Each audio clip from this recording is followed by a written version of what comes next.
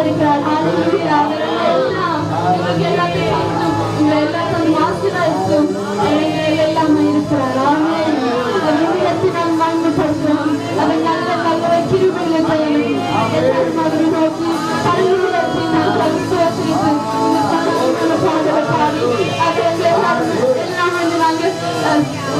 நாங்கள் அறிக்கிறோம். ஆமென். ஹalleluya. ஹalleluya.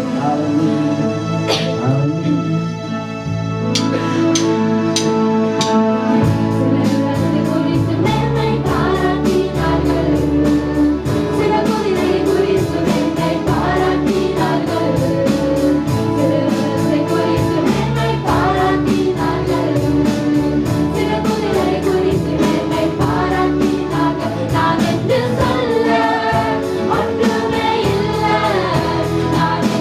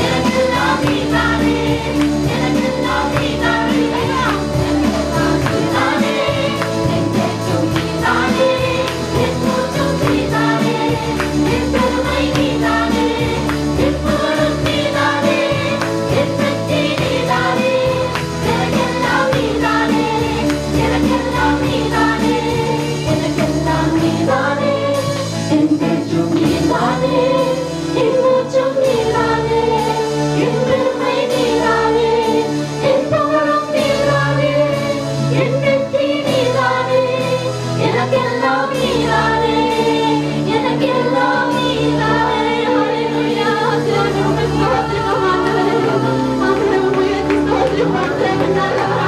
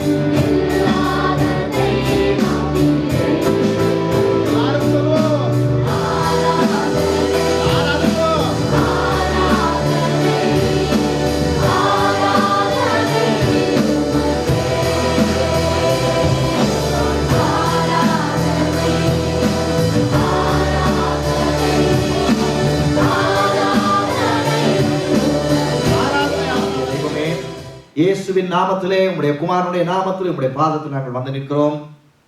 இந்த நாள் உம்முடைய வார்த்தை மூலமாய் நீர் எங்களோடு பேசுவீராக. தேவனே, நீர் பேசும், நாங்கள் கேட்கிறோம் அப்பா. எங்கள் மாமிசமான காரியங்களை நீர் உடைத்து இந்த வார்த்தை மூலமாய் எங்கள் மாமிசமான பார்வைகள், மாமிசமான சிந்தனைகளை உடைத்து உம்முடைய விருப்பத்தை, ஆவிக்குரிய காரியங்களை, உம்முடைய சித்தத்தை நாங்கள் செய்யத்தக்கதாக எங்களை உருவாக்கும்படியாக ஒப்புக் கொடுக்கிறோம். உம்முடைய கரத்தில் எங்களை ஒப்புக் கொடுக்கிறோம். இந்த வார்த்தையை கேட்கிறது மாத்திரமல்ல, அதன்படி செய்ய எங்களுக்கு கிருபையை தாரும். இயேசுவின் நாமத்தில் நல்ல பிதாவே, ஆமென். ஹல்லேலூயா, ஆமென்.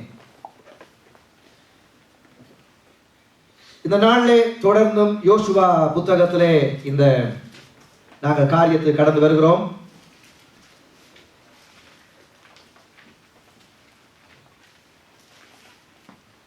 எகிப்திற்கு இருந்து கானானுக்கு போகிற பிரயாணத்திலே இன்னும் சில நாட்களுக்கு இந்த பிரயாணத்தை முடித்து விடலாம். பிரசங்க பிரயாணம் மாத்திரம், எங்கள் பிரயாணம் தொடர்கிறது. ஆமென். பிரசங்க பிரயாணம் இன்னும் ஒரு சில நாட்களுக்குள்ளே முடித்து விடலாம். இவர்கள் ஜோர்தானை கடந்து வந்து விட்டார்கள். இவ்வளவோ பிரச்சனைகள் தாண்டி ஜோர்தானை கடந்து வந்ததும் வேதத்தில் நாங்கள் பார்ப்போம் என்றால், ஜோர்தானை கடந்து வந்த பொழுது அங்கே மன்னா பெய்கிறது, ஆண்டோடைய ஆசீர்வாதங்கள் வருகிறது. தேவன் கொடுக்கிற இடத்துக்குள் வந்து விட்டார்கள். ஆனால் இன்னும் முன்னேறி செல்ல வேண்டிய சில காரியங்கள் உண்டு. தேவன் கொடுக்கிற அந்த இடத்துக்குள்ளே வந்தாலும் அவர்கள் முன்னேறி செல்லக்கூடிய சில காரியங்கள் உண்டு. அதற்கு முன்பதாக ஆண்டவர் இந்த காரியத்தை கொண்டு தன்னுடைய அற்புதத்தை வரக்கூடிய சந்ததியினர் அறிந்து கொள்ளும் வண்ணமாக எப்படி இந்த மக்கள் தேவனுடைய வார்த்தையை, தேவனுடைய அற்புதங்களை, மகத்துவங்களை தொடர்ந்தும் கொண்டு செல்ல வேண்டும் என்று சொல்லி ஆண்டவர் இங்கே கற்பிக்கிறதை நாங்கள் பார்க்க போகிறோம். அதாவது நமது சந்ததியினருக்கு கற்பிக்க வேண்டிய சில முக்கியமான காரியங்கள் எங்கள் தலைமையிலும் உள்ளது. ஆமென். இதை ஆண்டவர் அங்கே தனது பிள்ளைகளுக்கு சொன்னார். இன்றைக்கு நாங்கள் ஆவிக்குரிய இஸ்ரவேலராய் இருக்கிறபடினாலே எங்கள் மேலும் இது ஒரு கடமையாய் இருக்கிறது. ஜோர்தானை கடந்த பின்பு ஆண்டவர் யோசுவா மூலமாக சில காரியங்களை இஸ்ரவேல் தமது சந்ததிக்கு சொல்லிக் கொடுக்கும்படி அவர் கூறுகிறார். சில காரியங்களை இஸ்ரவேல் ஜனங்கள் வரப்போகிற சந்ததிக்கு அவர்கள் சொல்லிக் கொடுக்க வேண்டுமா? சொல்லிக் கொடுக்காவிட்டால் அவர்களுக்கு தெரியாது. ஆகவே சொல்லிக் கொடுக்க வேண்டும் என்று சொல்லி ஆண்டவர் சொல்லுகிறார். எங்கள் சந்ததிக்கு நாங்கள் இவருடைய வார்த்தையை சொல்லிக் கொடுக்க கடமைப்பட்டிருக்கிறோம். யோசுவா 4ஆம் அதிகாரம் 1ஆம் வசனத்திலே பார்க்கும் பொழுது, ஜனங்கள் எல்லாரும் யோர்தானை கடந்து தீர்ந்த போது கர்த்தர் யோசுவாவை நோக்கி என்று ஆரம்பமாகிறது. 4ஆம் அதிகாரம், ஜனங்கள் எல்லாரும் அங்கே யோர்தானை கடந்து தீர்ந்த பொழுது அங்கே வேதம் சொல்லுகிறது, கர்த்தர் யோசுவாவை நோக்கி. அப்ப ஆண்டவர் யோசுவாவை நோக்கி ஒரு சில காரியங்களை சொல்லுகிறதை வேதம் தெளிவாக சொல்லுகிறது. அவர் என்ன சொன்னார் என்பதை நான் உங்களுக்கு கொஞ்சம் சொல்லி போட்டு பிற்பாடு உங்களுக்கு தேவ காரியங்களை, மீதியான காரியங்களை விளங்கப்படுத்துகிறேன். ஆண்டவர் சொன்னார் யோசுவாவை பார்த்து, இவர்கள் யோர்தானை கடந்து வந்து விட்டார்கள், பெரிய அற்புதங்களை எல்லாம் கண்டு வந்து விட்டார்கள். இப்பொழுது யோர்தான் கரையிலே நீ என்று செய், இந்த 12 கோத்திரங்களுக்கு பதிலாக 12 கற்களை எடுத்துக்கொண்டு வந்து நீ இந்த கரையிலே நாட்டு. 12 கற்கள் இந்த கரையிலே நாட்டப்பட வேண்டும். இந்த 12 கற்களும் என்னென்று சொன்னால், தேவ பிள்ளைகள் வெட்டாந்தரை மூலமாக, வெட்டாந்தரையை போல யோர்தானை கடந்து வந்தார்கள் என்று சொல்லி அங்கே மக்களுக்கு தெரிய பண்ணும்படியாக, சந்ததிக்கு சொல்லிக் கொடுக்கும்படியாக அவர் சொன்னார். ஆம் தேவ பிள்ளைகளே, ஒரு சிறிய காரியத்தை இதில் நாங்கள் பார்த்து போக போகிறோம். அங்கே ஆண்டவர் தான் இந்த கல்லை கொண்டு வந்து அங்கே வைக்கும்படி சொன்னார். ஏன் ஆண்டவர் சொன்னார் என்று சொன்னால், ஜனங்கள் யோர்தானை கடந்து வந்து விட்டார்கள். இந்த ஜனங்கள் வந்து இவர்கள் யோர்தானை கடந்து நாட்டுக்குள்ளே போனாலும் கூட இந்த கல் இல்லாவிட்டால் வரக்கூடிய சந்ததிக்கு இவர்கள் எப்படி அதை சொல்ல முடியும்? வரப்போகிற சந்ததிக்கு அவர்கள் ஒரு விதமான ஒரு மொனமெண்ட், அதாவது ஒரு விதமான அவர்கள் ஞாபகப்படுத்தக்கூடிய சில காரியங்களை ஆண்டவர் வைக்கும்படி சொல்லுகிறார். அதுதான் ஆண்டவர் 12 கற்களை வைக்க சொல்லி சொன்னார். இந்த 12 கற்களும் என்னென்று கேட்டால் அதற்கு நீங்கள் பிள்ளைகளுக்கு சொல்ல வேண்டியது என்ன என்று ஆண்டவர் கற்றுக் கொடுத்தார். அப்படி என்றால் இந்த பிள்ளைகளுடைய பிள்ளைகள் ஜோர்தானை கடக்க மாட்டார்கள். என்றால் இவர்களுக்கு அது பிந்தி போய்விட்டது. இவங்கெல்லாம் கடந்தாங்க. இப்ப கடந்து வந்ததுக்கு பிறகு பிறக்க போற பிள்ளைகளுக்கு என்ன நடந்தது என்பது தெரியாது. ஹல்லேலூயா, ஆமென். அப்ப நடந்தது என்ன என்பதை அறிந்து கொள்ளும் வண்ணமாய் ஆண்டவர் சொன்னார், நீங்கள் 12 கற்களை எடுத்து ஞாபக கற்களாய் குறியாய் அங்கே நாட்டி வையுங்கள் என்று சொன்னார். இந்த கற்கள் என்னத்திற்கு? ஞாபகத்திற்கு. தேவ பிள்ளைகளே, தேவன் எங்களுக்கு செய்த நன்மைகளை நாங்கள் ஞாபகப்படுத்துவது தப்பல்ல. இந்த கற்கள் ஞாபக கற்களாய் இருப்பது தப்பல்ல. ஆனா இந்த கற்கள் வணக்க கற்களாய் மாறக்கூடாது. ஆமென். ஞாபகம் தான். ஆண்டவர் சொன்னார், இது ஞாபகப்படுத்தும்படியா இந்த கற்களை வை. இன்னைக்கு நீங்க சிலுவையை பாருங்க. இன்னைக்கு சிலுவை எங்களுக்கு என்னத்தை ஞாபகப்படுத்துகிறது? ஒரு வெறும் சிலுவையை நாங்கள் இங்கே தொங்க விட்டு இருக்கிறோம். இது என்னத்தை எங்களுக்கு ஞாபகப்படுத்துகிறது? ஆம், ஆண்டவராய் இயேசு கிறிஸ்து எங்களுக்காக, எங்கள் பாவத்துக்காக இந்த இப்படி ஒரு சிலுவையிலே, இப்படிப்பட்ட ஒரு கிராஸ் என்னப்படுகிற ஒரு சிலுவையிலே அவர் கல்வாரியிலே அங்கே தன்னை முழுமையாய் ஒப்பு கொடுத்து அவர் மரித்தார் என்பதை இந்த சிலுவை எங்களுக்கு நினைவுபடுத்துகிறது. ஹல்லேலூயா. ஆனால் இந்த சிலுவையை தொட்டு கும்பிடுவது பாவமாயிருக்கிறது. இது ஒரு ஞாபக கூறி மாத்திரமே. ஹல்லேலூயா. இது ஞாபகப்படுத்துகிறது. ஏனென்றால் பழைய நாட்களிலே அவர்கள் இப்படியாய் கொடுமையான பாவம் செய்கிறவர்களை, கொலை செய்கிறவர்களை, கொலை பாதகர்களை, பெரிய கொடுமையான பிழையான காரியங்களை செய்கிறவர்களை இப்படிப்பட்ட சிலுவையிலே தொங்க விட்டுத்தான் கொல்லுவார்களாம். அது வழமை ரோம காலத்திலே. ஆகவேதான் இயேசுவை அப்படி கொண்டார்கள். ஆகவேதான் இந்த சிலுவை இன்றைக்கு அழகாக இதற்குள்ளே இருக்கிறது. இதுவரையும் இந்த சிலுவை இப்படி இருக்கவில்லை. இதுவரையும் அந்த இயேசு மரிக்கும் வரையும் அந்த சிலுவை ஒரு பாவ சின்னமாய், ஒரு கொடூர சின்னமாய் தான் அங்கே மக்களுக்கு காட்சி அளித்தது. ஆம்பளை பிள்ளைகளே, சிலுவையை பார்க்கும் பொழுது பயங்கரமாய் இருக்கும். சிலுவையை பார்க்கும் பொழுது வெறுப்பு உண்டாகும். அங்கே தங்களுடையவர்களை சாக கொடுத்தார்கள் சிலுவையிலே, தங்களுடைய மக்களை அழிக்க கொடுத்தார்கள் சிலுவையிலே என்று பார்க்கும் பொழுது வேதனையை கொடுத்தது. ஆனால் இயேசு சிலுவையிலே மரித்த பொழுது அது சமாதானத்தை கொடுத்தது. ஹல்லேலூயா. இயேசு சிலுவையிலே மரித்த பொழுது அது உங்களுக்கு பெரிய விடுதலையை தந்தது. இயேசு சிலுவையிலே மரித்த பொழுது எங்கள் பாவங்கள் மன்னிக்கப்பட்ட நிச்சயம் எங்களுக்கு உண்டானது. ஹல்லேலூயா, ஆமென். இன்றைக்கு இந்த சிலுவையை நாங்கள் நோக்கி பார்க்கும் பொழுது என் பாவங்கள் எல்லாம் அங்கே மன்னிக்கப்பட்டு விட்டது. ஹல்லேலூயா, ஆமென். ஒவ்வொரு பிள்ளைகளும் அங்கே சிந்தையில கொண்டு வர வேண்டியது என்ன? இந்த சிலுவையை நாங்கள் எப்பெல்லாம் நோக்கி பார்க்கிறோமோ நாங்கள் சந்தோஷம் அடைகிறோம், நாங்கள் கவலைப்படவில்லை. ஏன் என்று சொன்னால் என்னுடைய பாவம், நான் செய்த பாவம், ஒருவரும் மன்னிக்க முடியாத பாவம் இந்த சிலுவையிலே இயேசு எனக்காக தூக்கி கொண்டே சுமந்து அவர் மன்னித்து விட்டார். ஹல்லேலூயா. இன்றைக்கு நான் பாவம் இல்லாதவனாய், நான் சந்தோஷமாக, நான் ஒரு நல்ல ஒரு சமாதானத்தோடு, நான் நல்ல வியாதி இல்லாதவனாக சுகபலத்தோடு இருக்கிறேன் என்றால் இந்த சிலுவை தான் காரணம். ஹல்லேலூயா. இயேசு இந்த சிலுவையிலே மரித்தார். இது ஒரு ஞாபக சின்னமே தவிர இது கும்பிடுவதல்ல. ஹல்லேலூயா. இதுதான் இன்றைக்கு மக்கள், பிசாசு என்ன செய்கிறான், அங்கே எல்லாவற்றையும் மாற்றி இந்த சிலுவையை கும்பிட வைத்து விட்டான். இன்றைக்கு இந்த சிலுவையை களத்துல போட்டு எடுத்து கொஞ்சம் பார்த்துட்டீங்களா? சிலுவையை களத்துல போட்டு எடுத்து பயம் வந்தோன்னு எடுத்து இந்த சிலுவையை கொஞ்சம் நிப்பாட்டிடுவோம். ஹல்லேலூயா. அதுக்காகத்தான் சிலுவையை களத்துல போடக்கூடாது. ஹல்லேலூயா. அது பிசாசு எப்படியெல்லாம் வஞ்சிக்கிறோமோ அப்படியெல்லாம் வஞ்சித்து விடுவான். ஆமென். ஹல்லேலூயா. எப்படியெல்லாம் மக்களை வஞ்சிக்க முடியும் அப்படி. ஏன்னா வேற போட்டா தான் பயம். சிலுவை களத்துல இருக்கும் போது உங்களுக்கு பயம் இல்லை. உங்களுக்கு பயம் இல்லை. இல்ல சிலுவை களத்துல இருந்தானே, சிலுவை தலையில இருந்தானே, செய்கிற எல்லாம் பிசா செஞ்சுட்டு போவான். நீங்கள் கர்த்தருக்கு உண்மையாகி ஹல்லேலூயா. நீங்கள் சிலுவையை களத்துல கொடுக்கலாம், அவன் உங்களோட களத்துல பிடிச்சு தூக்குவான். அவன் அதிலேயே தூக்குவான் பிசாசு. இந்த சிலுவை ஒரு ஞாபக சின்னம். ஆமென். இது எப்பொழுதெல்லாம் இந்த சிலுவையை நாங்கள் நோக்கி பார்க்கிறோம், ஒவ்வொரு தேவ பிள்ளைகள், எங்கள் கொடுமையான பாவங்கள் மன்னிக்கப்பட்டது. ஹல்லேலூயா. எங்கள் கொடூரங்கள் எல்லாம் மன்னிக்கப்பட்டது. இந்த உலகம் மன்னிக்காத பாவம் எல்லாம் கர்த்தர் மன்னித்து விட்டார். ஹல்லேலூயா. உலகம் பார்த்து கொலைகாரன் என்று சொல்ல கர்த்தர் மகனை என்று கூப்பிடுவார். ஹல்லேலூயா. ஆமென். இந்த சிலுவை, ஆமென். ஆகவேதான் இந்த சிலுவை எங்களுக்கு ஞாபகம். ஞாபக சின்னமே தவிர வணக்க சின்னம் அல்ல. தேவன் ஒருவரே வணக்கத்துக்குரியவர். ஹல்லேலூயா. அதுதான் இயேசுவை நாங்கள் சிலுவையில தொங்கி வைக்கல. சில இடங்களில் இயேசு சிலுவையில மிகவும் என்ன சொல்ல பரிதாபமா தொங்கி கொண்டிருப்பார். இப்படி பார்க்க கவலையா இருக்கும். ஆனா இன்றைக்கு சிலுவையில இயேசு அப்படி தொங்கவே இல்லையா. இயேசு அங்கே மகா தேவனாய் ராஜாதி ராஜனாய் சிங்காசனத்துல வீற்றிருக்கிறார். ஹல்லேலூயா. ஆமென். அவர் இன்றைக்கு சிலுவையில அப்படி தொங்கி கொண்டு அதை பார்த்த உடனே அழுவாங்க.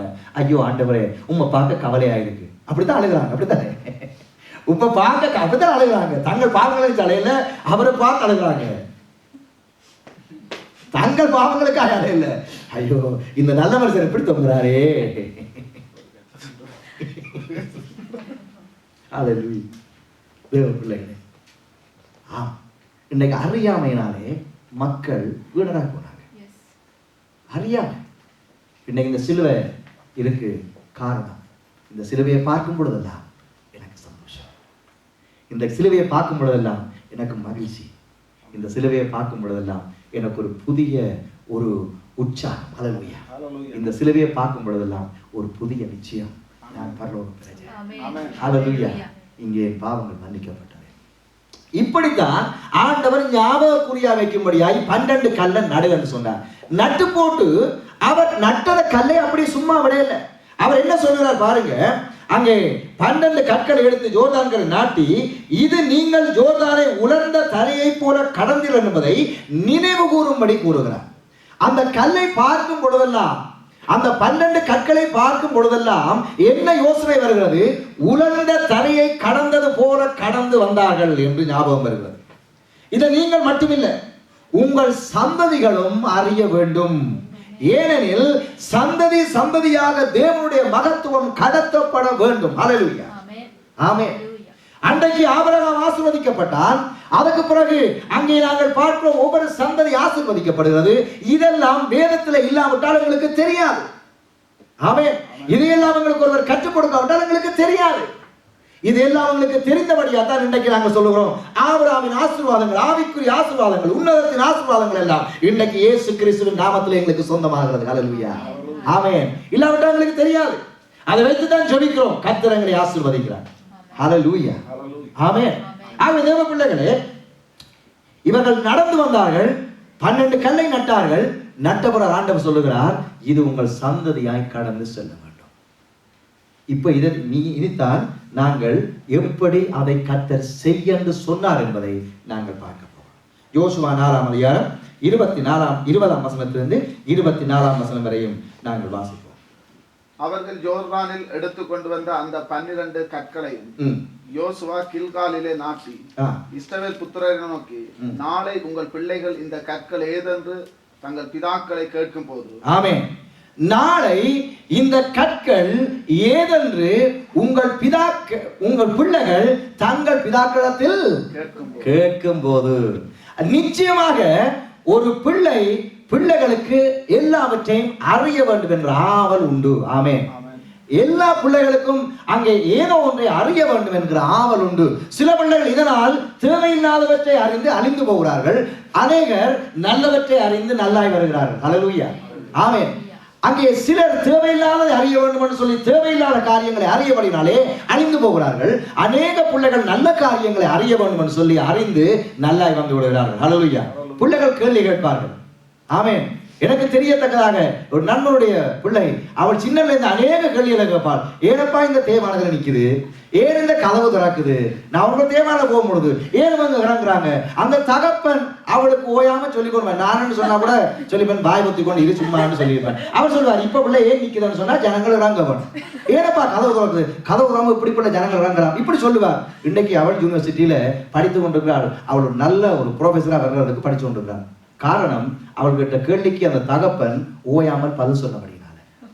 ஆமென். நான் அதை தான் சொல்லுவேன். அவளுக்கு அப்புறம் ஏனப்பா இந்த கதவு திறக்குது, எனக்கு எரிச்சலா கிடக்கும் பக்கத்துல இருக்க.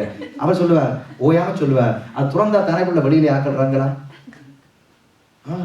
அப்படி கேட்பாள். சின்ன பிள்ளையா இருக்கும் பொழுது அன்னைக்கு அந்த சவுடைய மகன் ஒரு கேள்வி கேட்டான், சந்திரனும் சூரியனும் சண்டை பிடிச்சா என்ன நடக்கும். நான் நினைச்சேன் அவன் விஞ்ஞானியாய் வருவான் நிச்சயமாக. அவனுடைய கேள்வி, சந்திரனும் சூரியன் சண்டை பிடிச்சா என்ன நடக்கும். நான் கேட்டேன் என்ன நடக்கும் நீ நினைக்கிறீர்கள்? எல்லாம் பிளாஸ்ட் ஆகி போயிடும். பாருங்க, அவனுக்கு இருக்கிற மூளையை பாருங்க. நான் ஏன் சொல்லுகிறேன்னு சொன்னா, பிள்ளைகளுக்கு கேள்வி முக்கியம். ஆமென். அந்த பிள்ளைகள் கேள்வியை கேட்கும் பொழுது அவளுக்குள் பின்னுக்கு என்ன மறைந்திருக்கிறது என்பதை நாங்கள் கண்டுபிடிக்க முடியும். ஆமென். பின்னுக்கு ஒரு காரணம் இருக்கிறது. அவங்களோட அந்த கேள்விக்கு ஒரு காரணம் உண்டு. இந்த கேள்விக்கு அவங்க பதிலை தேடத்தான் போகிறாங்க. ஆமென். அவங்க சும்மா இருக்க போறதில்லை, அவங்க பதிலை தேடிக்கொண்டு இருக்க போறாங்க. இதை பதிலை தேடும் பொழுது என்ன செய்யறாங்க? கல்வி கேட்கிறாங்க. கல்வி கேட்கும் பொழுது அதை கூடாக இது எப்படி கண்டுபிடிக்கலாம் என்று சொல்லி போகிறாங்க. அப்படி போகும் பொழுது ஒரு சில பேர் கற்று அறிந்து மூளை கட்டு போகிறாங்க. அநேகர் விஞ்ஞானிகளாய் மாறி விடுகிறார்கள். ஹல்லேலூயா. ஆமென். ஹல்லேலூயா. அவை பிள்ளைகள் எதையும் அறிகிற ஆவலுடையவர்கள். பிள்ளைகள் கேள்விகளை கேட்பார்கள். அவர் சொல்லுகிறார், ஆண்டவர் சொல்லுகிறார் பாருங்க, இஸ்ரவேல் புத்திரரை நோக்கி ஆண்டவர் சொல்லுகிறார் அங்க யோசுவா மூலமாக, நாளை உங்கள் பிள்ளைகள் இந்த கற்களை ஏதென்று தங்கள் பிதாக்களை கேட்கும் பொழுது. அப்ப இந்த பிள்ளைகள் உங்களிடத்துல கேள்வி கேட்க போறாங்க, நீங்கள் அதை சொல்ல வேண்டும். ஏனென்றால் நீங்கள் சொல்லாவிட்டால் அந்த பிள்ளைகள் அந்த கற்களை புரியான முறையிலே அங்கே செய்ய போறாங்க. அவங்க வந்து பார்க்கிறாங்க 12 கல் கிடக்குது, இது என்னன்னு கேட்டால் அதை நாங்கள் சொல்லிக் கொடுக்காது விட்டால் அந்த பிள்ளைகள் அந்த கற்களுடைய தாற்பயத்தை அறியாதவர்களாக ஒருவேளை அந்த கல்லுக்கே மாலை போட்டு கும்பிடுவாங்க. ஆமென். ஹல்லேலூயா. அந்த கல் என்ன என்பதை நாங்கள் சொல்லிக் கொடுக்க வேண்டுமா என்று இந்த இடத்திலே அவர் சொல்லுகிறதை பார்க்கிறோம். ஆகவே தேவ பிள்ளைகளே, பிள்ளைகள் கேட்கும் பொழுது பெற்றோர் அதை சொல்லிக் கொடுக்க வேண்டும். எப்படி பிள்ளைகளுக்கு பெற்றோர் சொல்லிக் கொடுக்க வேண்டும்? அதாவது இஸ்ரவேல் வெட்டாந்தர வழியாய் இந்த யோர்தானை கடந்து வந்தால் எப்படி சொல்லிக் கொடுக்க வேண்டுமா? அந்த பாருங்க, அந்த வசனத்தை முழுமையா வாசிங்க. 22ஆம் வசனத்தை. நீங்கள் உங்கள் பிள்ளைகளுக்கு அறிவிக்க வேண்டியது என்னவென்றால், இஸ்ரவேலர் வெட்டாந்தரை வழியா இந்த யோர்தானை கடந்து வந்தார்கள். ஆமென். எப்படி சொல்ல வேண்டுமா? இஸ்ரவேல் ஜனங்கள் வெட்டாந்தர வழியா இந்த யோர்தானை கடந்து வந்தார்கள் நீங்க சொல்ல வேண்டும். ஆமென். என்னன்னு கேட்டா நீங்க சொல்லிக் கொடுக்க வேணும். அப்படி என்றால் பிள்ளைகளுக்கு ஒரு காரியத்தை சொல்ல வேண்டும் என்று சொன்னால் அந்த பிள்ளைகளுக்கு அதை உணர்வு பூர்வமாய் சொல்ல வேண்டும். எப்படி அதை சொல்லிக் கொடுக்க முடியும்? பிள்ளைகள் விளங்கத்தக்கதாக, பிள்ளைகள் இதயத்திலே பதியத்தக்கதாய் சொல்லிக் கொடுக்க வேண்டும். ஹல்லேலூயா. ஆமென். அப்ப இவங்க எப்படி சொல்ல வேண்டும் என்று சொன்னா, அங்கே பாருங்க எப்படி சொல்லி இருக்க வேண்டும் என்று சொன்னால், இவன் சொல்ல எப்படி அதை ஒரு ஒரு ஒரு ஒரு முறையை நாங்கள் பின்பற்றுவோம் சொன்னால் இவங்க சொல்லி இருப்பாங்க, பிள்ளைகளே கேளுங்க, யோசுவா என்ற ஒரு போதகர் நம்மளுக்கு இருந்தார், அப்படிதான் சொல்லியிருப்பாங்க. அப்படி சொன்னதான் பிள்ளைகளுக்கு விளங்கும். யோசுவா என்ற தலைவர் நம்மளுக்கு இருந்தார், அவர் தான் நம்மளை போதகம் பண்ணி நடத்தினவர். நாங்கள் இந்த வனாந்தர வழியாய் கடந்து வந்தோம் பாருங்கோ. கடந்து வந்து கொண்டு இருக்கும் பொழுது திடீரென்று இந்த யோர்தானை கடக்க வேண்டியதாய் போய்விட்டது. தண்ணியோ நுழைந்து ஓடுகிறது, எப்படி போறதுன்னு தெரியல. அந்த வேளையில ஆண்டவர் எங்கள் தெய்வம் யோசுவாவுக்கு சொன்னார், இப்படி அங்கே இருக்கிற ஆசாரியர்களை கூப்பிட்டு அவர்கள் பெட்டியை சுமந்து கொண்டு போய் அந்த தண்ணீரிலே தங்கள் கால்களை வைத்ததும் அந்த தண்ணி பிரியும், அப்பொழுது நீங்கள் நடந்து போங்கள்னு சொன்னார். நாங்கள் அப்படியே செய்தோம், நாங்கள் நடந்து வந்தோம். இப்படித்தான் சொல்லியிருப்பாங்க. ஆமென். நாங்கள் அப்படியே செய்தோம், நாங்கள் நடந்து வந்தோம். நடந்து வெளியில வந்த பிறகு பிள்ளைகளே, அப்ப ஆண்டவர் சொன்னார் யோசுவாவுக்கு, இப்ப 12 கல் எடுத்து நடு. இந்த 12 கல்லும் என்னன்னு சொன்னால் உங்களுக்கு தெரிய பண்ணும்படியாக இப்படி நாங்கள் நடந்து வந்தோம் என்று சொல்லி அவர்கள் ஒரு அனுபவ சாட்சியை சொல்ல வேண்டும் பிள்ளைகளுக்கு. ஹல்லேலூயா. ஆமென். ஒரு அனுபவ சாட்சியை பிள்ளைகளுக்கு சொல்ல வேண்டும். ஒவ்வொரு தேவ பிள்ளைகளும் அனுபவ சாட்சியை பிள்ளைகளுக்கு சொல்லிக் கொடுக்க வேண்டும். ஹல்லேலூயா. ஆமென். ஒன்றை அனுபவியாமல் எப்படி நீங்கள் சொல்லிக் கொடுக்க முடியும்? ஹல்லேலூயா. இந்த தேவ பிள்ளைகளே, அதாவது ஒரு அனுபவம், ஒரு அனுபவ சாட்சி, இந்த அனுபவத்தை கூறும்பொழுதுதான் பிள்ளைகள் தங்கள் உள்ளத்திலே அதை பதித்து வைக்க முடியும். இப்ப இந்த பிள்ளைகள் எப்படி சொல்லுவாங்க மற்ற பிள்ளைகளுக்கு? எங்கட பாட்டன் சொன்னார், அப்படிதான் சொல்ல போறாங்க. சொன்னார், அவ வரும் பொழுதாம், அவ நடந்து வரும் பொழுது என்று சொல்லி எப்படி பாட்டன் சொன்னாரோ அதை அவர்கள் சொல்ல போகிறார்கள். ஆமென். சும்மா சொல்லல. எப்படி இந்த 12 கல்லும் நடந்து வந்தாங்களாம், பிரிஞ்சுதான் வச்சாங்கன்னு சொல்ல மாட்டான். இவன் சொல்ல போறாங்க இப்படி, இவங்க கேட்டதை அப்படியே சொல்ல போகிறார்கள். அப்படி என்றால் தேவனுடைய மகத்துவங்கள் அப்படியே காலா காலா காலா காலமாக அங்கே பெற்றோர்கள் பிள்ளைகள் பிள்ளைகள் பிள்ளைகள் பிள்ளைகளாக கடந்து வருகிறது. ஹல்லேலூயா. ஆமென். தேவ பிள்ளைகளே, இயேசு அன்றைக்கு அற்புதம் செய்தார். அந்த அற்புதத்தை அனுபவித்தவர்கள் எழுதினார்கள். நாங்கள் கண்ணார கண்டதை நாங்கள் சொல்லுகிறோம். ஹல்லேலூயா. ஆமென். யோவான் சொல்லுகிறார், நாங்கள் கண்ணார கண்டோம், நாங்கள் தொட்டு பார்த்த இயேசுவை சொல்லுகிறோம். ஹல்லேலூயா. நாங்கள் ருசி பார்த்த தேவனை சொல்லுகிறோம். ஆமென். அவங்க சும்மா சொல்லல ஒரு காரியத்தை. அவங்க சொன்னாங்க, நாங்கள் கண்ணாலை பார்த்தோம், தொட்டு பார்த்தோம், பக்கத்துல இருந்தோம், அற்புதங்களை கண்டோம் என்று சொல்லுகிறார். ஆமென். ஹல்லேலூயா. அவங்க சும்மா ஒரு கட்டுக்கதையை சொல்லவில்லை. வேதம் ஒரு கட்டுக்கதை அல்ல. ஆமென். வேதம் ஒரு கட்டுக்கதை அல்ல. வேதம் அன்றல்ல, இன்றைக்கு என்றைக்கும் வேதம் மாறாது. ஹல்லேலூயா. வேதத்தை அனைவர் அழிக்க முயன்றார்கள், எரிக்க முயன்றாங்க, அவங்க தான் எரிஞ்சு சாம்பலானாங்க. வேதம் எரியல. ஹல்லேலூயா. ஹல்லேலூயா. வேதம் எரியலன்னா தேவனுடைய வார்த்தை. ஆமென். அது நேற்றும் இன்றும் என்றும் மாறாது. ஹல்லேலூயா. அது சர்வ வல்லமை உள்ள வார்த்தை. அந்த வார்த்தைக்கு ஜீவன் உண்டு. அந்த வார்த்தையை சொல்லி ஜெபிக்கும் பொழுது வெற்றி உண்டாகிறது. ஹல்லேலூயா. ஆமென். ஆகவே மகத்துவத்தை சொல்லிக் கொடுக்க வேண்டும். ஹல்லேலூயா. மகத்துவத்தை. ஆகவே நாம் தேவ பிள்ளைகளே, கர்த்தரை நாம் உண்மையாக ருசி பார்த்தா தான் என்ன செய்ய முடியும்? அவருடைய மகத்துவங்களை நாங்கள் சொல்லிக் கொடுக்க முடியும். ஹல்லேலூயா. நாங்கள் ஒரு காரியத்தை நாங்கள் என்ன செய்ய வேண்டும் என்றால் ஒன்றை ருசித்து பார்க்க வேண்டும். வேதம் சொல்றது கர்த்தர் நல்லவர் என்பதை. இது என்ன இருக்கு? ஆப்பிள் டேஸ்ட் உங்களுக்கு தெரியுமா? எப்படி டேஸ்ட் உங்களுக்கு தெரியுமா?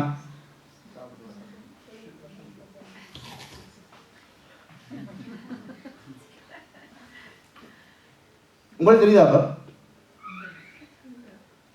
இந்த டேஸ்ட் உங்களுக்கு தெரியுதா? இல்ல. உங்களுக்கு தெரியும் ஆப்பிள்னா டேஸ்ட். ஆனா இந்த டேஸ்ட் உங்களுக்கு ஒரு தடவை தெரியாது. ஏன்? நீங்க ருசிக்கல. ஆமென். ருசிக்கல. ஆப்பிள்னா என்ன தெரியும்? ஆப்பிள் டேஸ்ட் என்ன தெரியும்? ஆனா இதை நான் தான் ருசிச்சது. நீங்க ருசிக்கல. முடிஞ்ச பிறகு ருசிச்சு பாருங்க. இப்படித்தான் இந்த கிறிஸ்தவ வாழ்க்கை. ஆமென். இன்னைக்கு தான் கிறிஸ்தவ வாழ்க்கை. ஆமென். கர்த்தர் நல்லவர் என்பதை ருசித்து பாருங்க. ருசித்து பார்த்திருக்கிறோமா? ஆமென். ஹல்லேலூயா. ருசித்து பார்த்திருக்கிறோமா? கர்த்தர் நல்லவர் என்பதை சொல்லி கேட்கறது இல்ல, பார்த்து கேட்கறது இல்ல. கர்த்தர் அவர் பிரதருக்கு அற்புதம் செய்தார், அதை நாங்க சொல்றது இல்ல, எங்களுக்கு அற்புதம் செய்யணும். ஆமென். அவர் அந்த அற்புதத்தை ருசி பார்த்து இருக்கிறார். அந்த குடும்பம் தங்கள் வாழ்க்கையிலே ஒரு பெரிய மாற்றத்தை கண்டிருக்கிறது. அவங்க ருசி பார்த்து இருக்கிறாங்க. அவங்க சொல்லுவாங்க கர்த்தர் நல்லவர் என்று. நீங்க ருசி பார்த்து இருக்கிறீங்களா யாராவது? ஆமென். ஹல்லேலூயா. ருசி பார்க்கவர். கர்த்தர் நல்லவர் என்பதை இயேசுவை பற்றி தெரியும். அவர் அற்புதம் செய்கிறாராம். ஓ 5 பேர் 5 10 2 பேரும் 5000 பேர் கொடுத்தாராம். உங்களுக்கு எல்லாம் சீரியஸா இருக்கிறீங்க. ஒரு காலேஜில் ஸ்ரீபாட்டி போட்டு போகணும்னு நினைக்கிறேன். இது இவங்க தான் சொன்னாங்க இந்த மந்திரத்துல. ஒரு போதை பிரசங்கம் பண்ணாரா, மாறி பிரசங்கம் பண்ணிட்டார். 5 10 2 5000 பேர் கொடுக்கறதுக்கு 5000 அப்பத்தையும் 2 மீனையும் ஆண்டவர் 5 பேர் கொடுத்தாரு. இவன் பிரசங்கம் பண்ணிட்டார். போதை மாறி சொல்லிட்டார். ஒரு சின்ன பையன் உட்கார்ந்து கேட்டு கொண்டு வந்திருக்கான். இவர் வீட்டை போய் யோசிச்சார். மாறி சொல்லி போட்டேன் 5000 அப்பத்தையும் 2 மீனையும் 5 2 மீன் 5000. அடுத்த முறை சொன்னாராம், மன்னிச்சு கொள்ளுங்க, நான் போற பிள்ளையா சொல்லிவிட்டேன். உண்மையிலே அற்புதம் என்ன தெரியுமா? 5 10 2 மீன் 5000 பேர் கொடுத்தாரு. அந்த சின்னவன் கையோத்தினாராம். இவர் என்ன தம்பின்னு கேட்டாரா? இன்றைக்கும் இது அற்புதம் இல்லை. ஏனென்றால் அன்றைக்கு 5000 அப்பத்தை 5 பேர் தான் சாப்பிட்டாங்க. மிச்சம் இருக்குது. அது உலகிச்சா அன்றைக்கு 5 10 5000 அப்பத்தை 5 பேர் தான் சாப்பிட்டு மிச்சம் இருக்குது. அதுல மிச்சம் பேர் சாப்பிட்ற அற்புதமே இல்லையா?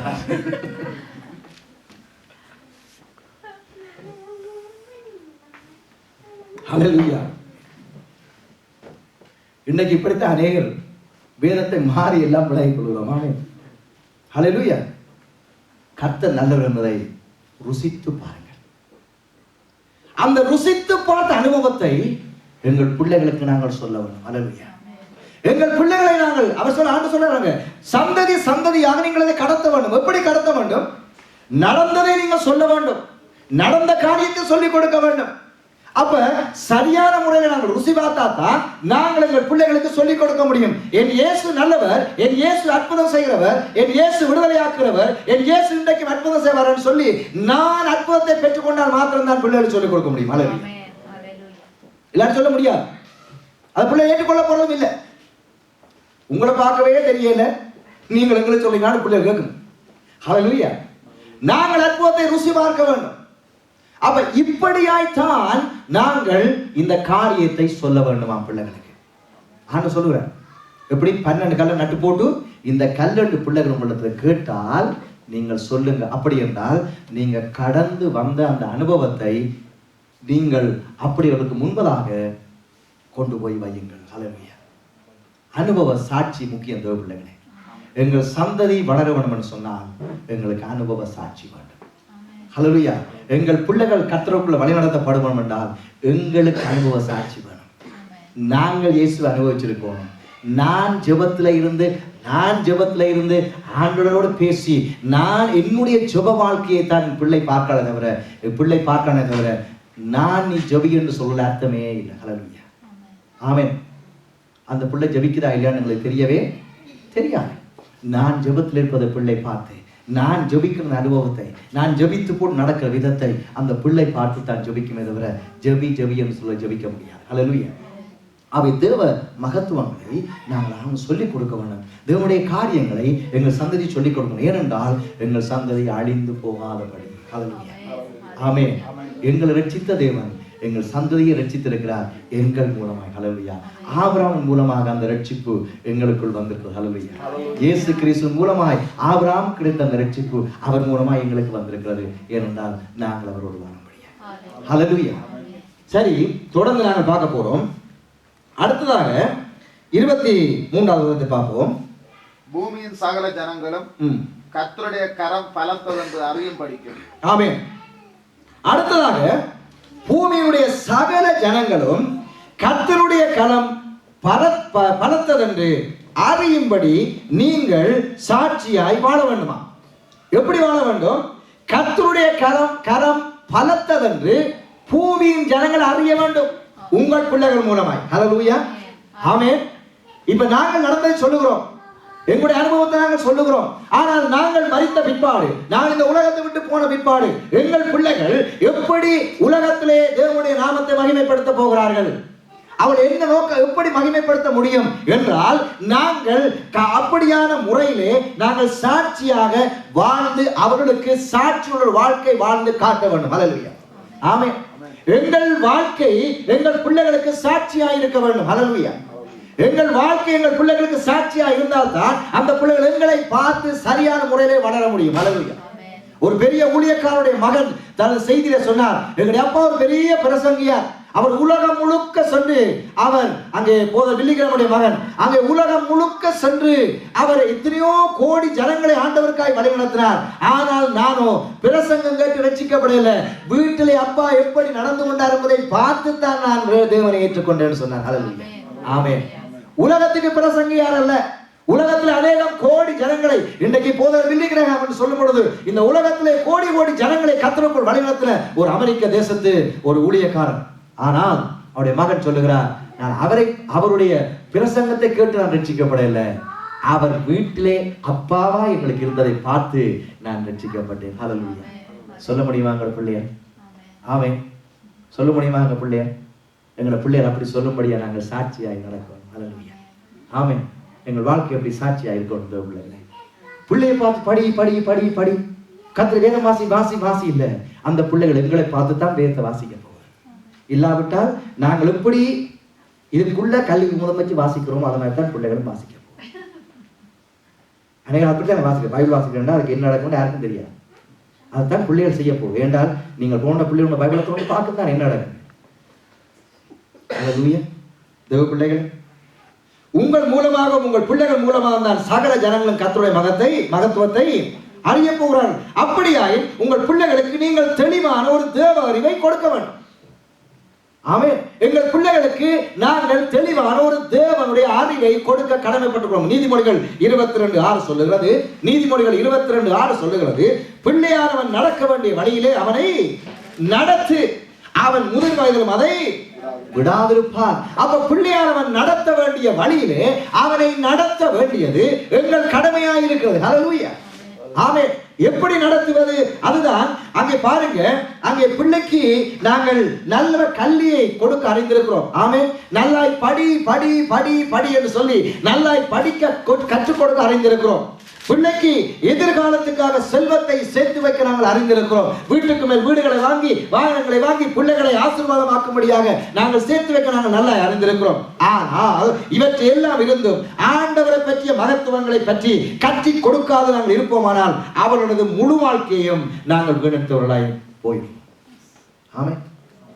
பிள்ளைகளுக்கு நாங்கள் கல்வியை கொடுக்க மறக்கவில்லை, டியூஷனுக்கு விட மறக்கவில்லை, பிள்ளைகளுக்கு நாங்கள் வீடுகளை வாங்கி சேர்க்க மறக்கவில்லை, அவளுக்கு சொத்துக்களை சேர்த்து வைக்க நாங்கள் மறக்கவில்லை, அவளுக்கு பணங்களை சேர்த்து வைக்க நாங்கள் மறக்கவில்லை. ஆனால் நாங்கள் தேவனுடைய மகத்துவங்களை அவர்களுக்கு சொல்லிக் கொடுக்க நாங்கள் அங்கே மறந்து போவோம்னு சொன்னால், தேவனுடைய மகத்துவங்களை சொல்லிக் கொடுக்க அது விடுவோம்னு சொன்னால் அவருடைய முழு வாழ்க்கையும் நாங்கள் வீணடித்து விடுவோம். ஹல்லேலூயா. ஆமென். அவருடைய முழு வாழ்க்கையும் நாங்கள் வீணடித்து விடுவோம். தேவ பிள்ளைகள், பிள்ளைக்கு அத்துடன் நீங்கள் பாருங்க தேவ பிள்ளைகளே, தேவன் சொல்லுகிறார், நாங்கள் முழுமையாக அவருக்கு எங்களை முழுமையாக அர்ப்பணித்து வாழும் பொழுதுதான் எங்கள் பிள்ளைகள் உண்மையாக கர்த்தருக்கு தங்களை ஒப்புக் கொடுத்து வாழ்வார்கள். ஹல்லேலூயா.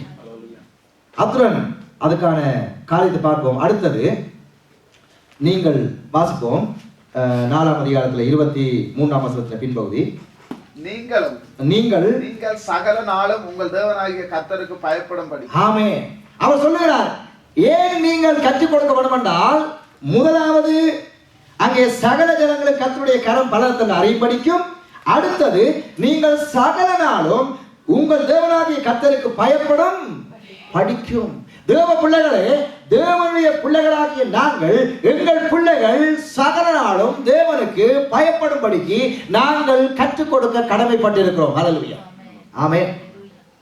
இந்த உலகத்தில் வாழக்கூடிய சகல நாட்களும் அவர்கள் தேவனுக்கு பயப்படுகிற பயத்திலே வளர்க்க நாங்கள் கடமைப்பட்டிருக்கிறோம். அப்படி வளர்த்தால் தான் அவர்கள் தங்கள் பிள்ளைகளை எப்படி வளர்ப்பார்கள். ஹல்லேலூயா. எங்கள் பெற்றோர்களை வளர்த்தபடியால் தான் நாங்கள் எங்கள் பிள்ளைகளை இப்பொழுது வளர்க்கிறோம். நாங்கள் வளர்க்கிறோம் அப்படினால் நிச்சயமாய் நாங்கள் விசுவாசிக்கிறோம் இவர்கள் தங்கள் பிள்ளைகளை அப்படி வளர்ப்பார்கள். ஹல்லேலூயா. ஆமென். ஹல்லேலூயா. அப்ப நாங்கள் வளர்க்க தவறுவோமாயின், நாங்கள் அவர்கள் தேவனுக்கு பயப்படும்படியாய் வளர்ப்பதற்கு நாங்கள் தவறுவோமாயின் அது ஆபத்தாக முடியும். ஹல்லேலூயா. அது பயங்கர ஆபத்தாக முடியும். தேவ பிள்ளைகளே, இங்கே கர்த்தருக்கு பயப்படும் பயத்தை நாம் தான் பிள்ளைகளுக்கு ஊட்ட வேண்டும். ஏன் கர்த்தருக்கு பயப்பட வேண்டும் என்று சொல்ல வேண்டும். ஹல்லேலூயா.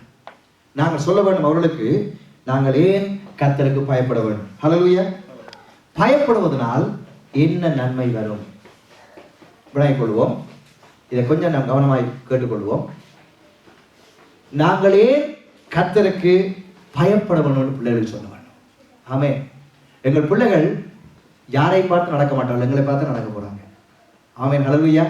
நாங்கள் அவரை பார்த்து நடங்க இவரை பார்த்து நடக்க சொல்ல தேவையில்லை, அவங்க எங்களை பார்த்து நடக்க போறாங்க.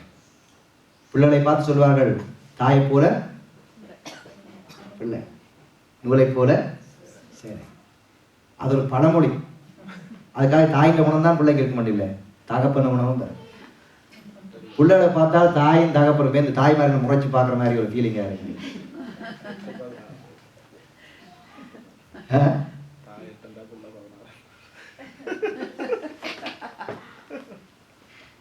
இது இன்னும் எனக்கு நீங்க கல்லூரி யோசனை உதயஞ்சனா கல்லு தான் தாய் 8 அடி வந்தா பிள்ளை 16 ரூபாய். நான் என்ன சொல்லுகிறேன்னு சொன்னால், குணத்தை பார்த்தால் பெற்றோரை கண்டுபிடிக்க முடியும். ஆமென். ஹல்லேலூயா. நீங்கள் ஏற்றுக்கொண்டீங்களோ இல்லையோ, முகத்தை பார்த்தால் கண்டுபிடிக்க முடியும், நடத்தையை பார்த்தால் கண்டுபிடிக்க முடியும், பேச்சை பார்த்தால் கண்டுபிடிக்க முடியும், குணத்தை பார்த்தால் கண்டுபிடிக்க முடியும். ஹல்லேலூயா. அது எந்த மாற்றம் இல்லை. ஏன்? நாங்கள் தான் அவர்களுக்கு முன்மாதிரி. அவங்களுக்கு நாங்கள் எவ்வளவு பிள்ளை செஞ்சா அவங்க பிள்ளையை செய்ய போறாங்க. ஆனா அவங்களை பார்க்கிறது தங்கள் முன்னோடிகளா எங்களை தான் பார்க்கிறாங்க. அவங்க வீட்டுல எங்களை தான் பார்க்கிறாங்க. நாம் எப்படி செய்யறோம் அதான் அவன் செய்ய போறாங்க. ஆமே. நாங்கள் ஒன்றை செய்ய பிள்ளையை செய்ய வேண்டாம் சொல்லுவேன். முடியாது. நாங்கள் என்ன செய்யறோம் அதான் பிள்ளை செய்ய போகுது. ஹல்லேலூயா, ஆமென். ஆகவே தேவ பிள்ளைகளே, இந்த இடத்துல பாருங்க, ஏன் கர்த்தருக்கு பயப்பட வேண்டும். அடுத்தது, பயப்படுவதனால் என்ன நன்மை வரும் நாங்கள் பிள்ளைகளுக்கு சொல்ல வேண்டும். மூன்றாவது, பயப்படாவிட்டால் வரக்கூடிய விளைவு. இந்த விளைவு தான் எனக்கு அநேகருக்கு பிடிக்கிறது இல்லை. ஆமென். இந்த விளைவை பற்றி கேட்டால் அநேகருக்கு விருப்பமே இல்லை. விளைவு தானப்பா முக்கியம். ஆமென். விளைவு தான் முக்கியம். ஒன்று நடந்து விளைவு வந்தவரை விளைவை பார்த்து அழுகிறார்கள். ஐயோ, இவனை அப்பவே படிபடி என்று சொன்னான், அவன் படிச்சானா இன்றைய பார்த்து நான் படுற வேதனை. வேதப்படுறது இப்ப பெற்றதாய்ங்க தான் வேதப்படுறாங்க. ஆமென். இப்ப வேதப்படுறாங்க. அந்த நேரம் அவங்களே அதை கண்டிக்கவே இல்லை. இப்ப வேதப்படுறாங்க. விளைவை நாங்கள் சொல்லிக் கொடுக்க வேண்டும். இவற்றை நாம் தான் பிள்ளைகளுக்கு சொல்லிக் கொடுக்க வேண்டும். ஏனென்றால் எமது பிள்ளைகளுக்கு நாம் தான் பொறுப்பாளி. ஹல்லேலூயா. எமது பிள்ளைகளுக்கு கர்த்தர் பொறுப்பாளி என்று சொல்லாதீங்க. நான் தான் முதல் பொறுப்பாளி. நான் கர்த்தரை ஏற்றுக்கொண்டால் கர்த்தர் பிள்ளையை சரியான முறையிலே நடத்துவார். பிள்ளைகளே, ஏன் கர்த்தருக்கு பயப்படுவோம்னு சொல்லிக் கொடுக்கணும். ஏன் கர்த்தருக்கு பயப்பட வேணும்? நாங்கள் கர்த்தருக்கு பயப்பட்டாதான் கர்த்தர் எங்கள் வாழ்நாட்களை ஆசீர்வதிப்பார். கர்த்தருக்கு பயப்படுதல் ஞானத்தின் ஆரம்பம். ஹல்லேலூயா. பரிசுத்தரை அறிவுதான் எங்களுக்கு வேண்டும். அப்ப கர்த்தருக்கு நீ பயப்பட வேணுமப்பா. ஏனென்றால் நீ நல்ல பிள்ளையாய் வளர வேண்டும், நீ ஞானமாய் வளர வேண்டும். ஆகவே நீ கர்த்தருக்கு பயப்படு என்று அவர் சர்வ வல்லமையுள்ள தேவன். அவருக்கு அப்படித்தான் பிள்ளைகளை சொல்லிக் கொடுக்க வேண்டும். ஏன் நான் கர்த்தருக்கு பயப்பட, ஏன் நான் சர்ச்சுக்கு வரணும், ஏன் நான் ஜெப கூட்டத்துக்கு வர வேணும், ஏன் நான் அங்க போனா என்ன இங்க போனா என்ன நாங்க சொல்லணும். இங்க வா, நீ எங்க போனாலும் கர்த்தரிடத்துல வா. ஏனென்றால் அவர் இல்லாட்டா ஒன்றுமே நடக்க போறேன். ஹல்லேலூயா, ஆமென். ஒரு கணப்பொழுதுல எங்கள் வாழ்க்கையை தலைகளாய் மாற்றுவார். ஆமென். அநேகம் நினைக்கிறது என்ன தெரியுமா?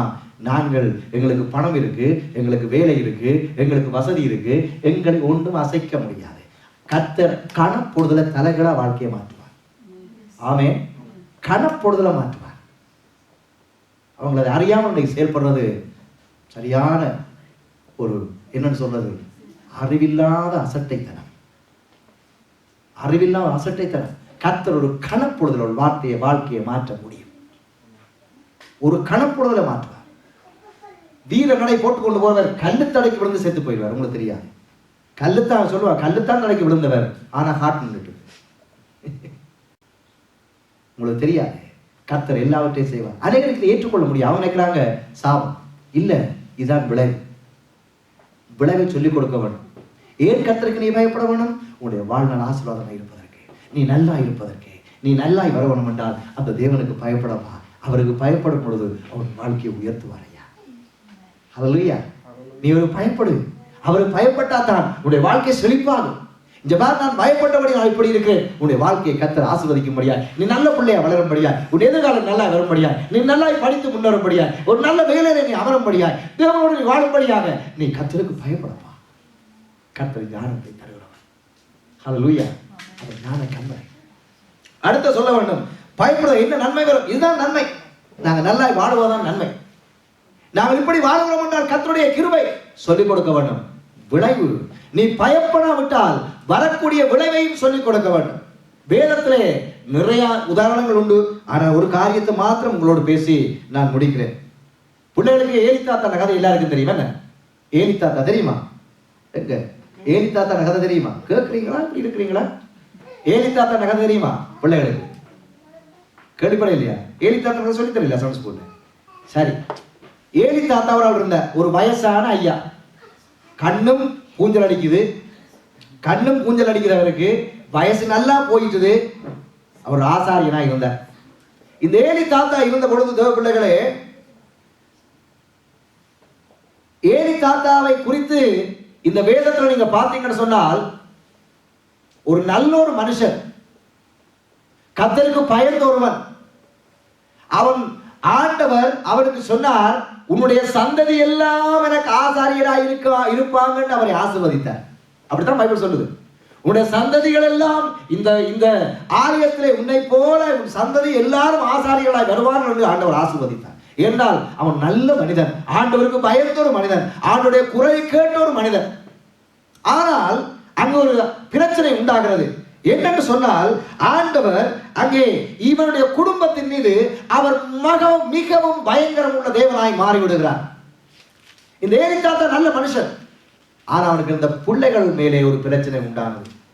இதை என்ன செய்வோம்னு சொன்னா, அவர் என்ன செய்கிறான், தன் பிள்ளைகளை சரியாக வளர்க்கவில்லை. அவள் என்ன செஞ்சாங்களாம்? 29-30 வசனம், 1 சாமுவேல் 2 அதிகாரம், 1 சாமுவேல் 2 அதிகாரம் 29-30 வசனங்களை வாசிப்போம். என் வாசஸ்தலத்திலே செலுத்தும்படி நான் கட்டளையிட்ட என் பலியை என் காணிக்கையும் நீங்கள் உதைப்பானேன். என் ஜனமாக்கிய இஸ்ரவேலின் காணிக்கைகளில் எல்லாம் பிரதானமானவைகளை கொண்டு உங்களை கொழுக்க பண்ணும்படிக்கு நீ என்னை பார்க்கிறோம் உன் குமாரரை மதிப்பானேன் என்கிறார். இந்த கதையை உங்களுக்கு சொல்லுகிறேன். ஏலிக்கு 2 பிள்ளைகள் இருந்தாங்க. ஒப்பனை பினகாசு மட்டும் 2 பிள்ளைகள் இருந்தாங்க. இந்த பேரை வச்சிடாதீங்க, நல்ல பேரா கிடக்கு நினைச்சு போட்டு. ஒரு நாள் கேள்விப்பட நல்ல பேரா கிடக்கு, ஒரு நாள் கேள்விப்படாத பேரா இருக்கு. இந்த உலகத்துல யாரும் வைக்கல, வச்சிடாதீங்க. என்ன அவங்க கத்தருக்கு விரோதமா நடத்துவாங்க. சரி, இவங்க 2 பிள்ளைகள் இருந்தாங்க, நல்ல ஆம்பளை பிள்ளைகள். நல்லா ஏலி தாத்தா நல்ல பிள்ளைகளாய் அவங்களை நல்ல முழு சுதந்திரம் கொடுத்து வளர்ந்து வந்தார். அவங்க வளர்ந்து வந்து அவங்க என்ன செய்யறாங்க என்று சொன்னால், அவங்கள் வளர்ந்து வந்த பொழுது இந்த ஏலி தாத்தாவால் அவங்களை கண்ட்ரோல் பண்ண முடியவில்லை. ஏலி தாத்தா ஆலயத்தோடு அங்கே ஒன்றிணைந்து விட்டார். பிள்ளைகளை வடிவாய் கவனிக்கவில்லை போலும். அப்படி வேலை சொல்ல நான் சிந்தித்து பார்க்கிறேன். ஒருவேளை பிள்ளைகளை அவனுக்கு கவனிக்க நேரமில்லையோ என்னவோ, ஆண்டவரோடு ஒன்றிணைந்து விட்டான். இங்கே பிள்ளைகள் தாங்கள் இஷ்டப்படி வளர்ந்தார்கள்.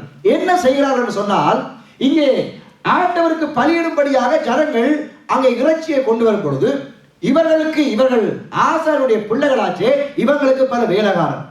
ஏன்னா இவைக்கு வேலைக்காரன் வச்சிருக்கிறாங்க.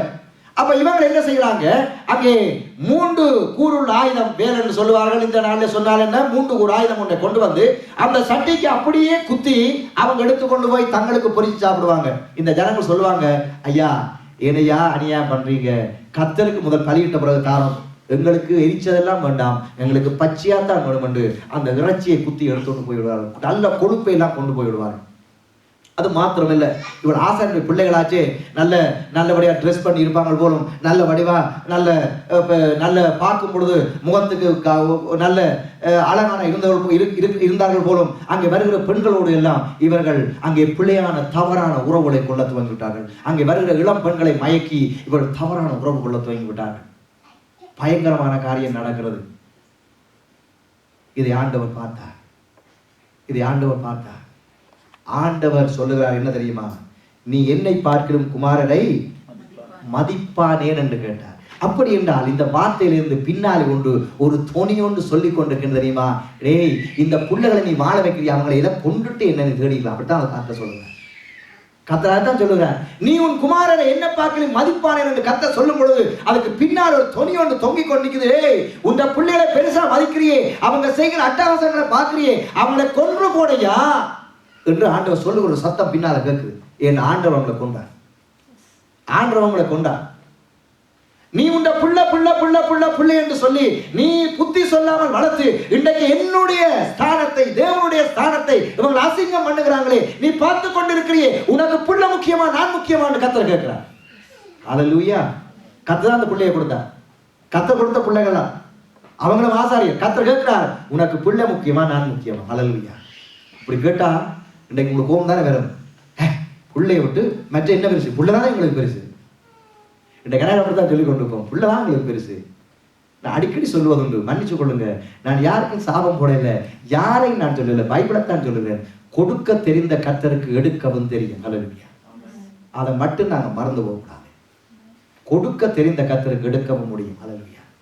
ஆமென். கர்த்தர் ஒரு கணம் எங்களை தன்னை கண்ணை மூடினால் எங்கள் பிள்ளைகள் எங்க இருப்பாங்க, எப்படி போறாங்கன்னு யாரும் சொல்ல முடியாது. ஹல்லேலூயா.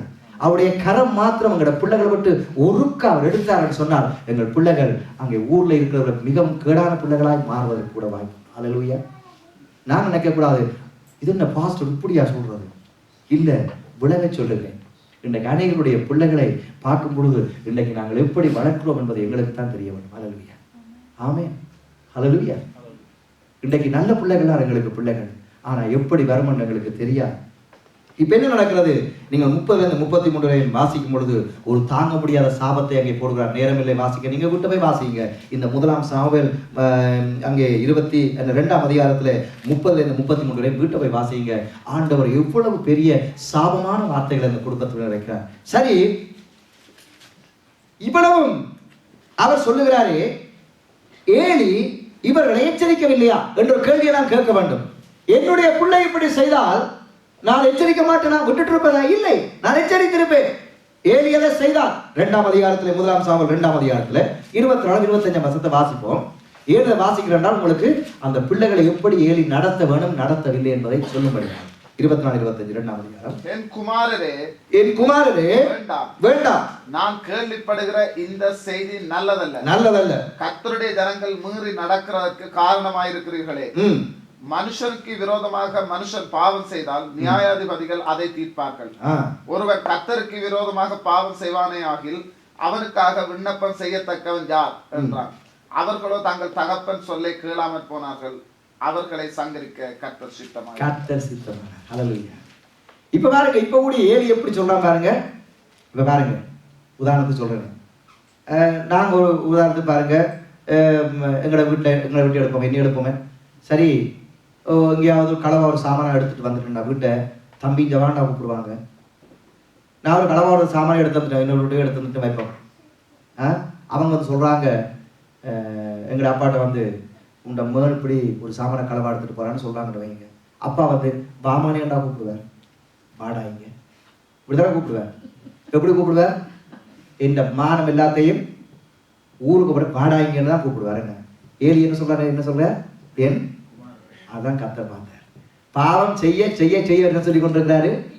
ஐயோ என்ற பிள்ளைகளே, என்ற பிள்ளைகளே, என்ற பிள்ளைகளே, என்ற பிள்ளைகளே. கடைசியா 2 பேரையும் கர்த்தர் என்ன செய்தார்? ஹல்லேலூயா, ஆமென். பாவம் செய்ய செய்ய சொல்றாரு, என் குமாரரே, என் குமாரரே, என் குமாரரே. ஒன்றா கூட டே வாடாங்கன்னு கூப்பிடவே இல்லை. அப்படி சொன்னா பைபிள்ல இல்லை. ஆமென். இங்க வாங்கடா தரதல பசங்களே, நீங்க செய்கிற வேலை சரியா, இப்படி கேட்டுனா கூட கர்த்தர் சந்தோஷப்பட்டிருக்கார். ஆமென். இப்படி கேட்டா கூட கர்த்தர் சந்தோஷப்பட்டிருக்கார்.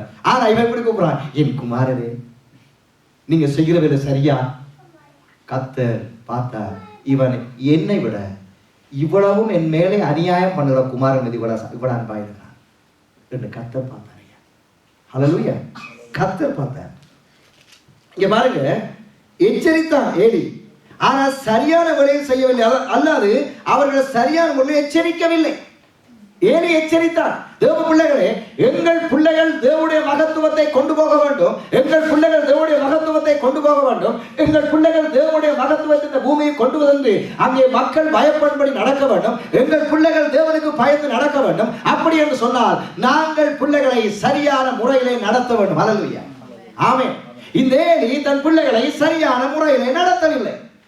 ஆமென், ஹல்லேலூயா. வேதம் சொல்லுகிறது, நீதிமொழிகள் 22:15, நீதிமொழிகள் 22:15 சொல்லுகிறது, பிள்ளை நெஞ்சில் மதியினம் ஒட்டி இருக்கும், அதை தண்டனையின் பிறப்பு அவனை விட்டு அகற்றும். தண்டனை என்கிறது ஒரு பிள்ளைக்கு முக்கியம். தேவ பிள்ளைகள், ஒரு பிள்ளை தேவனிடத்துல பாருங்க, நாங்க படிக்காட்டி தண்டனை செய்கிறோம், தண்டனை கொடுக்கிறோம். படிக்காட்டி என்ன செய்கிறோம்? ரிப்போர்ட்டை கொண்டு வா. ஊர்ல இந்த ரிப்போர்ட் இல்ல, இந்த விண்ணமோ ஊர்ல சோதனை முடிஞ்சா ரிப்போர்ட் வீட்டை கொண்டு போறது பயம். கொடுத்தோடனே சடாரண்டு விட மாட்டீங்க. அதுக்கு பிறகு நீ ஏன் இப்படி மாற்றுறது, என்ன நடந்தது, இதெல்லாம் கதை கிடையாது. ஏன் இந்த இவ்வளவு குறைச்சி எடுத்தனையா ஒரு தடவை கேட்க மாட்டாங்க. கொடுத்தோடனே சடாரண்டு விடும். மார்க்ஸை பார்த்தோன்னே 40 மார்க்ஸ் எடுத்து வந்துருக்க, 75-80 இருக்க தெரியாது. இதான் இருக்கு. வேற ஏன் பிள்ளை நீ செய்த, நீ வண்டு பிள்ளை இப்படி எல்லாம் நாங்கள் கேட்க மாட்டாங்க. வீட்டு எல்லாம் ரிப்போர்ட்டை பார்த்தோன்னே முதல் தெரியும். அப்படியே ஐயோ அடிக்காத இப்படிதான் நிற்கிறது. ஏன்னா உடனே அடிதான். அதுக்கு பிறகு இந்த கதை கிடையாது. ஆமே, இந்த கதை இல்ல. இப்படிதான். அதுக்கெல்லாம் நாங்க பாருங்க, படிக்கலன்னு சொன்னா எச்சரிக்கிறோம். ஏன் டியூஷனுக்கு போயல கெதியா படிக்கிற சொல்லுகிறோம். இன்னைக்கு அதுக்கு போயல இதுக்கு போயல சொல்றோம். சேர்ச்சுக்கு வரலன்னா கேட்கிறோமா? ஆமே, சேர்ச்சுக்கு வரல பிள்ளைகளா கேட்கிறோமா? பிள்ளை கஞ்சியில வேற இல்லை. என்ன சொல்றோம்? பிள்ளை கஞ்சியில வேற இல்லை. பாத்தீங்களா? எங்க நாங்கள் புலப்படுறோம் பார்த்தீங்களா? ஆமே. நாங்கள் படிக்க போகிறோன்னா எழுப்பி அனுப்புகிறோம், பள்ளம் போயிலென்றால் தட்டி எழுப்பி அனுப்புகிறோம், காரியம் நடக்கலென்றால் எல்லாம் செய்கிறோம். ஆனால் பிள்ளை ஆண்டோடத்தில் வரலையேண்டா நாங்கள் சொல்லி கூட்டிட்டு வரோம் இல்லையே.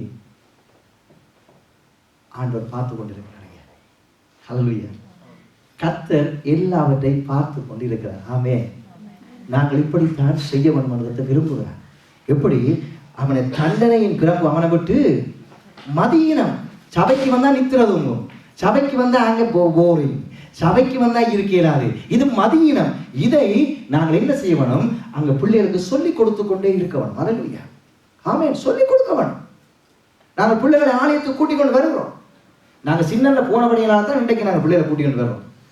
சின்னல எங்க போகாட்டாலும் சேர்ச்சு போகாட்டி தான் அடிபட போயிட்டேன். பள்ளிக்கூடம் போகாட்டி கூட சொல்ல அடிபடாது, தப்பி இல்லாம். ஆனால் சேர்ச்சுக்கு போகாமல் இருக்கிறாரு. சேர்ச்சுக்கு போயே ஆகும். அப்படி வளர்ந்த வையாத கத்திரண்டைங்க உங்களுக்கு வச்சுக்கிறார். ஆமே. நாங்கள் இப்ப எங்களுக்கே பிரச்சனை. இப்ப சேர்ச்சுக்கு போறது என்ன எங்களுக்கே இப்ப பிரச்சனை. பஞ்சு அறுப்பு அது இது. பிள்ளைகளை இப்படி சொல்றது? தேவ பிள்ளைகளே, நாங்கள் சந்ததியை கர்த்தருக்குள் கொண்டு வர வேண்டும். எங்கள் சந்ததிக்கு இதனுடைய மகத்துவத்தை கற்றுக் கொடுக்க வேண்டும்.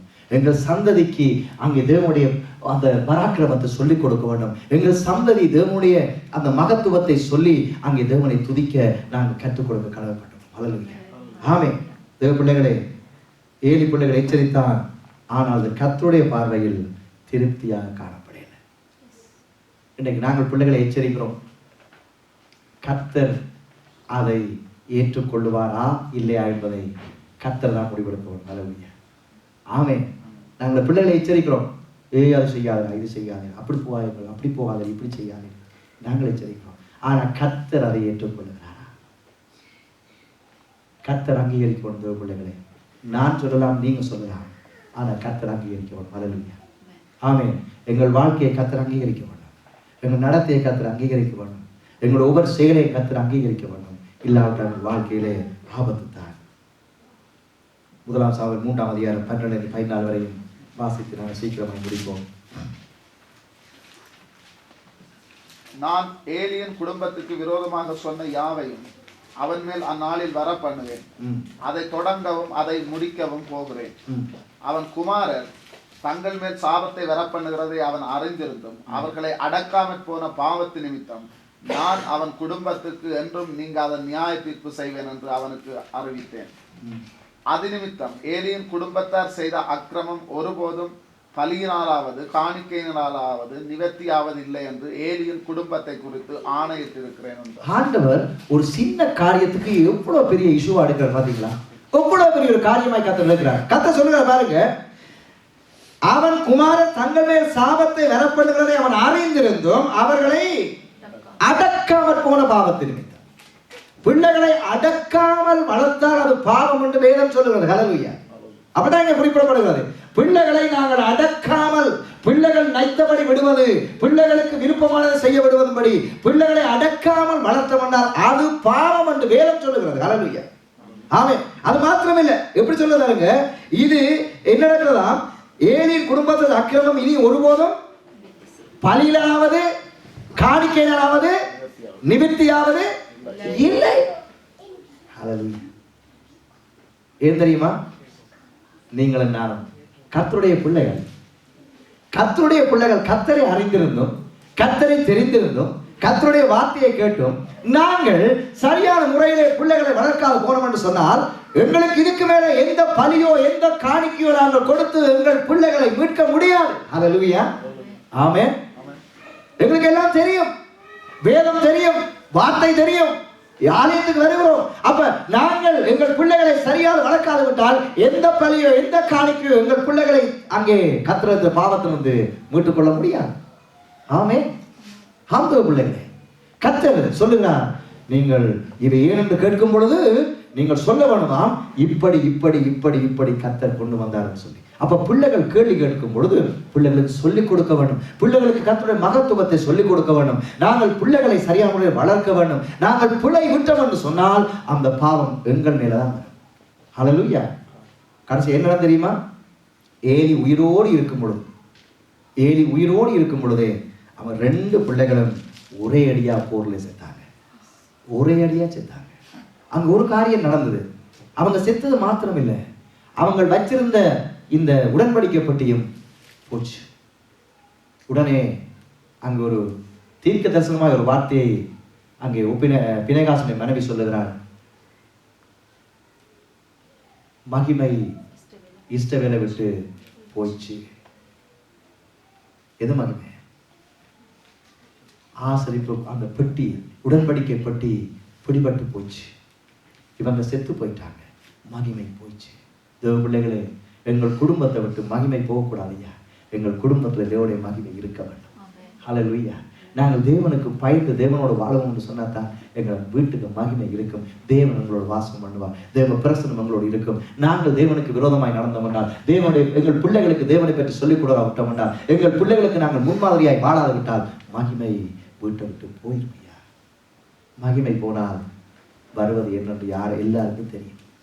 தேவன் எல்லா இடத்துல குடிகொள்றவன் யாரா இருப்பான்? எங்கள் வாழ்க்கை எப்படி இருக்கும்? எங்களுக்கு வடிவாய் தெரியும். தேவ பிள்ளைகளே, இதற்கு முக்கியம் என்ன தெரியுமா? கடைசியாக ஒரு வசனம் வாசி பிடிப்போம். நீதிமொழிகள் 14:26. நீதிமொழிகள் 14:26 இதை வாசித்து நான் முடிப்போம்.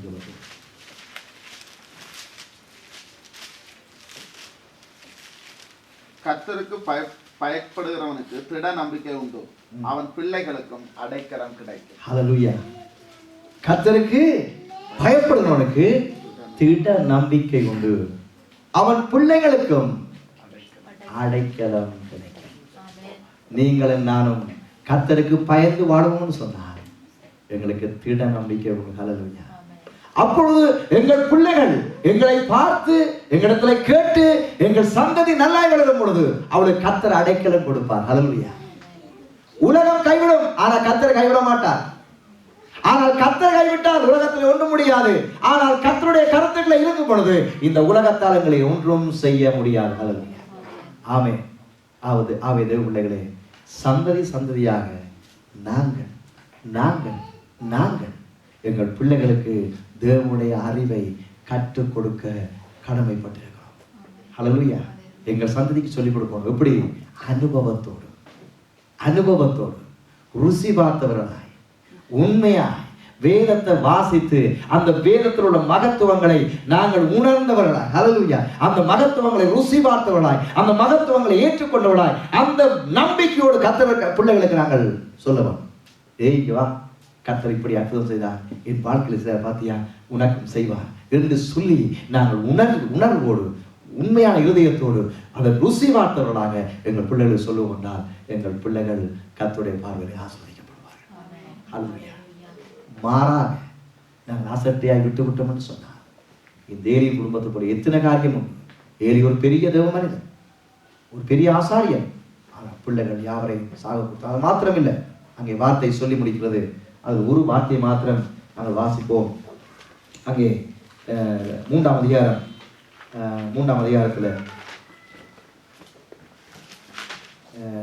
4ஆம் அதிகாரத்தில் நாங்கள் பார்ப்போம்னு சொன்னோம்.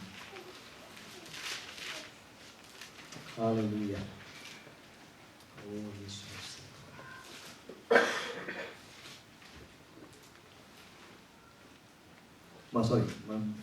யோசுவாவில் 1ஆம் சாமுவேல் 2ஆம் அதிகாரத்தில் 1ஆம் சாமுவேல் 2ஆம் அதிகாரத்தில் நாங்கள் 31, 32, 33 வாசித்து தாங்க முடியும். 31, 32, 33 வாசித்து முடியும். உன் வீட்டில் ஒரு கிழவனும் இராதபடிக்கு உன் புயத்தையும் உன் பிதாவின் வீட்டாருடைய புயத்தையும் நான் தரித்து போடும் நாட்கள் வரும்.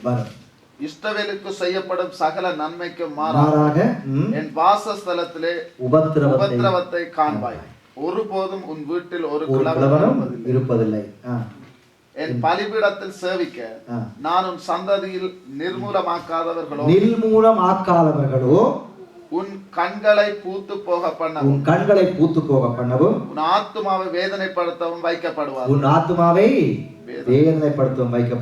உன் வம்சத்துள்ள யாவரும் வாழ வயதிலே எப்படிப்பட்ட ஒரு பயங்கரமான காரியத்தை அங்கே ஏலியோடு கர்த்தர் பேசுகிறார்.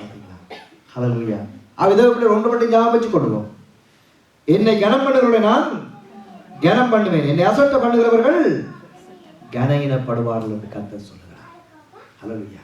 என்னை கனம் பண்ணுகிற நான் கனம் பண்ணுவேன். என்னை கனவீனப்படுத்துகிறவர்கள் அங்கே என்ன செய்வார்களாம்? என்னை அசட்ட பண்ணுகிறவர்கள் கனவீனப்படுத்தப்படுவார்கள். ஆம் பிள்ளைகளை, இந்த நாளிலே நாங்கள் பார்த்தது போல நமது சந்ததியினருக்கு நாம் தேவனுடைய வார்த்தையை கற்றுக் கொடுக்க மறக்கக்கூடாது. ஹல்லேலூயா. அதை கட்ட சொன்னா நீ சொல்லன்று இன்றைக்கு நாங்கள் ஒரு முடிவெடுப்போம். நாங்கள் எழுந்து நின்று ஒரு முடிவுக்கு நாங்கள் வருவோம். எங்கள் சந்ததிக்கு நாங்கள் என்ன செய்ய போகிறோம்? ஹல்லேலூயா. எங்கள் சந்ததிக்கு நாங்கள் எப்படிப்பட்ட தேவனுடைய வார்த்தையை சொல்லுவோம்.